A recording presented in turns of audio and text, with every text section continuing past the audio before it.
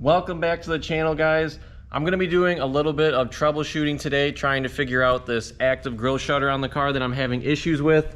So if you didn't know, or if you're just tuning in, I installed a big front mount intercooler on the car where normally the active grille shutter would be right behind this grille. Now there's a lot of common issues that come with this active grille shutter, such as your car overheating. What it does is it gets in the way and it restricts air that you need to get, especially if you have an intercooler like this. So it restricts the airflow ultimately. So what I did was I took it off the shutters from it, and I just kept the motor in order to keep the car happy, and I relocated it back in here. You're probably not going to be able to see it, but I had my little wire hanging out here right now. I'm just doing some testing, so I'm gonna pop inside the car and I'm gonna try to get the check engine light to pop up so I can show you what it looks like. But basically my car is not receiving a connection or reading that this active grille shutter is working currently, so that's the issue that I'm trying to solve today. The car is hooked up to the scanner. I got the scan tool right here and it's turned on. We're just reading the codes. I have quite a few right now, but the main one that's coming up is the AGS, so it's the U11E9. This is the code that I'm getting, and basically, like it says, it has lost communication with that. So what I'm doing right now is I'm testing it for power to see if we're getting power up to my actual harness that controls the motor. So I just have that unclipped. So I'll go around to the front and show you what you should be seeing if it does work properly. And note that the car is it's on right now. The motor's not turned on, but it's just on. It should still be seeing power. But I'm just going to show you real quick what you're looking for. Like I'd mentioned, I do have the harness unclipped and it's just dangling right here out front, so it's easy for me to access and also test it. I have the tester right here. It's grounded underneath just to a chassis part. I'll just show you that it works real quick, and you can see we have power with the tester. So now testing these wires. So there's 4 wires that come out of this. You have a ground, you have a white with a red stripe, and then you have 2 purple ones with red stripes on them. So you should be seeing power from both the white one and the purple ones. Now one of these purple ones, it's just an extra wire. It doesn't connect, it only goes back like 6 inches and it doesn't connect to anything. Kind of weird, but supposedly it goes into the other purple one. So we're just looking for power basically in the purple ones and the white ones. So if we take our tester, hook it to the terminals here. So we're touching it right now, and I'm not seeing any power on this tester. So just like that, yeah, nothing on any one of these. So now that we don't have power, hopefully that identifies the fact that we have an issue with the relay, unless it's my wiring. So I like to start with the simple, easy things first. We're gonna go to the relay box here and we'll take a look. I did look it up, so I guess it is number 19. So you can take a look at this. There's 2 number 19s on here. The first one is going to be, just give me a second to find here. So there's an F19 right here, and then there's also another 19 right here. It's going to be that 10 amp right there. So we can go ahead and pull that out.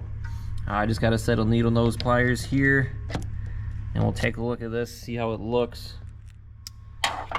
Okay. So taking a look at it, I'm not sure if the camera can pick it up or not, but that appears to be blown, in my opinion.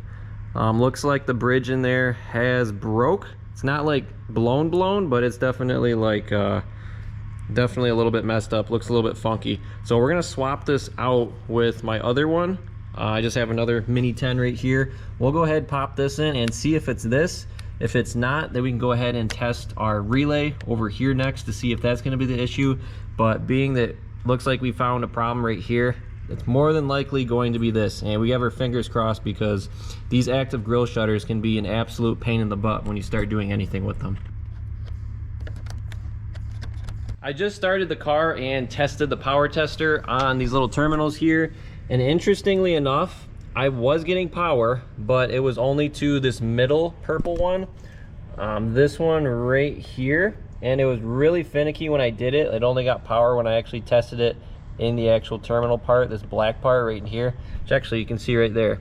So we are getting power right there, and then this red one did not want to give us power. I don't know why. And this other purple one also did not want to give us power either.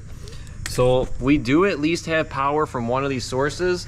I don't know if that's going to make the difference or not, but we're in a better spot than we were before. So what I'll do is we'll go clip this in, we're going to hook it up, and then we're going to go ahead and start the car and see, try to look at our motor, see if the motor is moving up and down when you first start the car, because that's when it does activate and first work. So we're going to see if this makes a difference or not. What it was doing is basically almost within 5 seconds after you turn the car on, after it senses that the AGS was not working, is the high fans were turning on the radiator, and it's just a very loud noise from the radiator fans being on high when they don't need to be.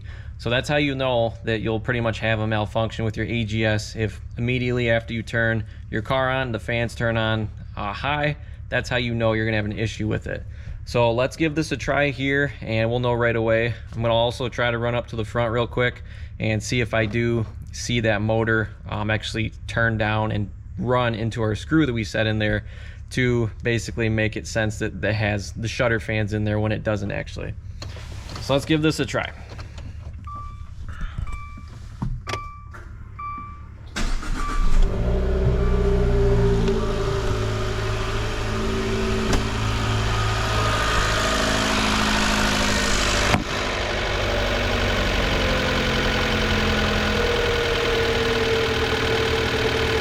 Now that is what I'm talking about. Finally works now. The fans did not kick on. I have just a short snippet of it, but normally it would kick on almost immediately. And when I did actually look into here to see, I'm not gonna be able to show you on camera, but the little motor arm that ran into my screw, finally it works now. So it was actually bottomed out on it exactly where it needs to be. And that's why the car was able to sense it. So I still need to drive it around a little bit, make sure that this check engine light does not come back on, but my guess is it probably won't. Seems to be fixed, so that's one less issue that we have to take care of that I was a little bit nervous about, because those can be an absolute headache. That is going to be a wrap for this video. Just an AGS repair fix. Finally got it done and taken care of. This car runs much better now without that. In the next video, I'm going to be doing a test drive and just verifying that this fix does indeed work and that we don't have any more issues with it. And then we'll carry on and see what else we need to do to the car. Thanks for tuning in, and I'll catch you guys in the next one.